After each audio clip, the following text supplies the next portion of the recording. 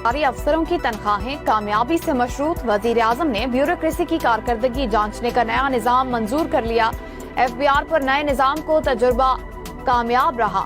नए निज़ाम को तमाम सर्विसेज और कैडर्स तक वसअत दी जाएगी। कारकर्दगी और मुआवजे के पैकेज का हर 6 माह बाद जायजा लिया जाएगा। कारकर्दगी अच्छी तो ही तनख्वाह ज्यादा मिलेगी।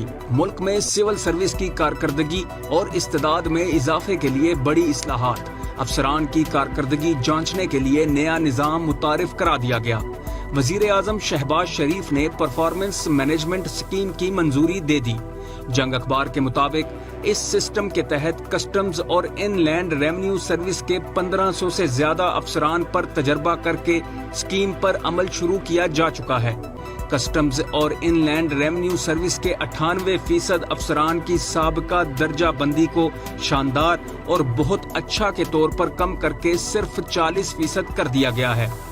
गुज़िश्ता निज़ाम के तहत कस्टम्स और इनकम टैक्स अफसरान की 99% तादाद को उनकी दयानतदारी के लिहाज से बेहतरीन ए कैटेगरी करार दिया जाता था।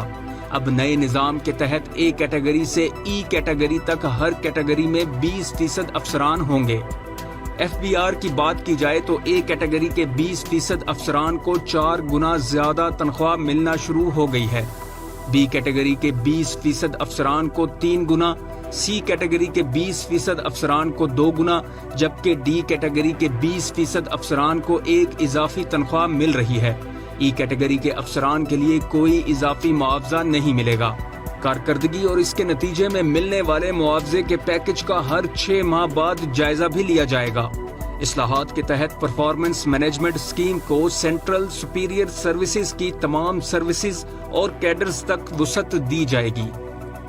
हुकूमत से मुईशत नहीं चली, हुकूमत से फंड्स नहीं चले, तो उन्होंने इन्हीं की नजकारी, इन्हीं की कुर्बानी दे दी है। हुकूमत कहती है कि सरकारी मुलाजमीन का जो बर्डन है हमसे नहीं उठाया जाता, ये पेंशनें मांगते हैं, ये ग्रेजुइटीज मांगते हैं, कहते हैं कि मुईशत पे बर्डन है। मुईशत पे तो उनके प्रोटोकॉल बर्डन है।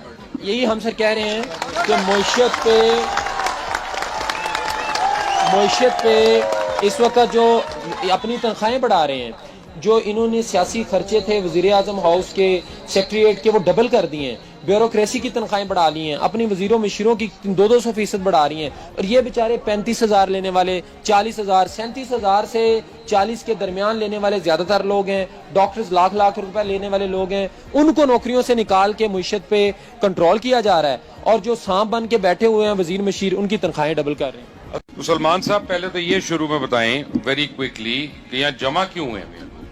सर, ये लोग 15 दिन से अपने हकूक के लिए बात कर रहे हैं। कह रहे हैं कि महकमा सेहत की जो निजकारी हो रही है उससे ना सिर्फ ये कि आम आदमी के लिए म्यारी सेहत की जो है चांसेस वो कम होने जा रहे हैं, हुकूमत बजट कम करने जा रही है, बल्कि उसके साथ साथ ये वो लोग हैं जो 20 साल से जिन्होंने मराकज़ सेहत देहात में आबाद किए, पोलियो के खतरे पे लाए, अस्पताल चलाए, और इन्हीं की परफॉर्मेंसेस पूरी दुनिया को दिखा के WHO से फंड्स भी लिए गए, यूनिसेफ से फंड्स भी लिए गए।